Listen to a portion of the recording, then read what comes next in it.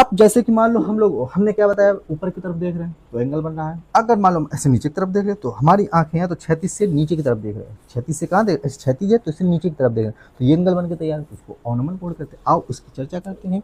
तो next heading क्या डालेंगे हम लोग, अवनमन कोण। क्या डालेंगे, अवनमन कोण। तो इनकी डेफिनेशन भाई थोड़ी सी पढ़ लेना अच्छे से, ठीक है ना, पढ़ जरूर लेना। बहुत ही सिंपल डेफिनेशन होती है, कोई कठिन नहीं होती है डेफिनेशन इनकी, बहुत सिंपल होती है।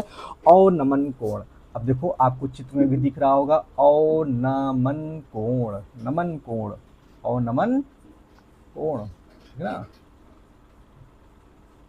एंगल ऑफ डिप्रेशन,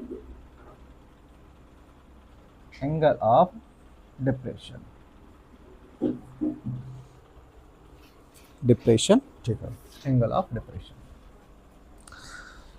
चलो आपको एक बात बताते हैं, फिर चलिए इसके बारे में चर्चा करते हैं। अगर मान लो कोई यहाँ पर स्थित है, अगर देखो वही लड़का जो ए वाला था, देखो चित्र में दिख रहा होगा, ग्रीन वाला ऊपर चढ़ गया, ये मान लो हमने कह दिया ये मीनार है, और मीनार में यहाँ पर लड़का वो चढ़ गया, लड़का कौन सा बिंदु देखो दिया, ए चढ़ गया, यहाँ पर चढ़ गया, वो नीचे अपने दोस्त को देख रहा है, उसका दोस्त बेचारा यहाँ पर खड़ा है, उसका दोस्त बेचारा यहाँ पर खड़ा, वो अपने दोस्त को देख रहा है, बातें कर रहा है, तो बताओ ये एंगल से बातें करेगा, इस एंगल से बातें करेगा, और ये क्षैतिज ऐसे हमने इसको मिला दिया, क्षैतिज रेखा से जैसे मिला दिया, ठीक है ना, बातें करेगा, और इसकी आंख से क्षैतिज ऐसे हमने क्षैतिज रेखा को ऐसे मतलब कि क्षैतिज रेखा ऐसे हमने खींच दी, ठीक है ना, क्षैतिज रेखा खींच दी।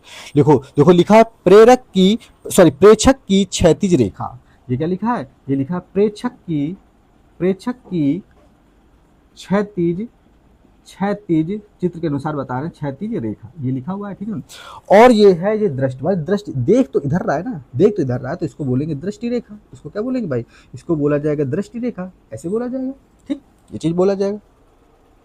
अब ये जो एंगल बन के तैयार हो रहा है, ये जो एंगल बन के तैयार हो थीटा, इसी को बोला जाता है बेटा अवनमन कोण। क्या बोलते हैं इसको, अवनमन, इसी को अवनमन कोण हम कहते हैं। क्या कहते हैं, अवनमन कोण कहते हैं। देखो क्या लिखा हुआ है, और ये हो गई मीनार की ऊंचाई हो गई, मीनार की ऊंचाई हो गई, और मीनार के पाद से उस मतलब कि जो यहाँ पर बिंदु है, या बोल सकते जो हमारा दोस्त खड़ा हुआ है, कौन सा पी बिंदु पर खड़ा हुआ है, या वस्तु खड़ी हुई है, या वस्तु जो भी है, कोई वस्तु होगी या कोई इंसान होगा, तो उसके बीच की दूरी कितनी हमने लिया, टी ले लिया। क्या ले लिया, डी ले लिया, ठीक है ना। आपने एक ही पढ़ा होगा, अगर ये दोनों समांतर रेखाएं हैं, इधर देखो ध्यान से, अगर आपने पढ़ा होगा, देखो छोटा सा बताते हैं, ये दोनों समांतर रेखाएं, ये तिर्यक रेखा है, तो बेटा ये एंगल इसके बराबर होगा।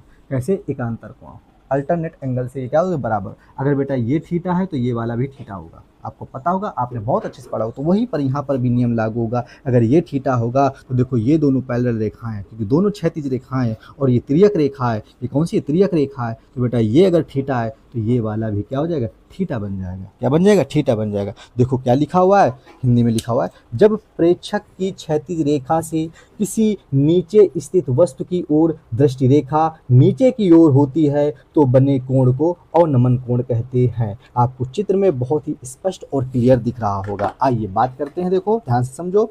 अगर ये क्षैतिज रेखा है ऐसे है, और हम नीचे की ओर देख रहे हैं, हम कहाँ देख रहे हैं, नीचे की ओर, देखो ध्यान समझा, नीचे को, तो नीचे की ओर ऐसे हमारी दृष्टि नीचे की ओर जा रही, तो बेटा ये जो एंगल इसके बीच देखो, ये जो एंगल बन के तैयार हो रहा है, इसी को अवनमन कोण कहते हैं। अगर हम ऊपर देखेंगे तो क्षैतिज तो बेटा यही देगी, तो नहीं बदलेगी। अगर ऊपर की ओर देखेंगे तो अब ये जो एंगल, अब देखो ऊपर की ओर देखेंगे, देख लो डंडा गिर गया हमारा, है। अब देखो ऊपर की तरफ देखेंगे तो देखो ये एंगल जो बन रहा है बीच में भाई, अब दो चार तो हाथ नहीं ला पाएंगे भाई, दो हाथ हमारे पास है। देखो अब एंगल ऊपर की ओर बन रहा है तो इसको बोलेंगे उन्नयन कोण, ऊपर की ओर तो उन्नयन कोण, और नीचे की ओर तो अवनमन कोण। अवनमन कोण को इंग्लिश में क्या बोलते हैं, एंगल ऑफ डिप्रेशन। अब जब कोई डिप्रेशन में चला जाता है, डिप्रेशन समझते हो ना, टेंशन में आ गया कोई, डिप्रेशन में चला तो उसका मुंह लटक जाता है, उसका मुंह क्या हो जाता है, लटक जाता है। याद रखना, ऐसे तरीके बता रहे हैं, ठीक है। बाकी आपको ये बहुत अच्छे से समझ में आ गया होगा, सिंपल सा है, कोई इसमें बहुत ज़्यादा कठिन नहीं है। चलिए अब यहाँ पर जो जो चीज़ यूज़ होगी उनके बारे में हम लोग चर्चा करेंगे।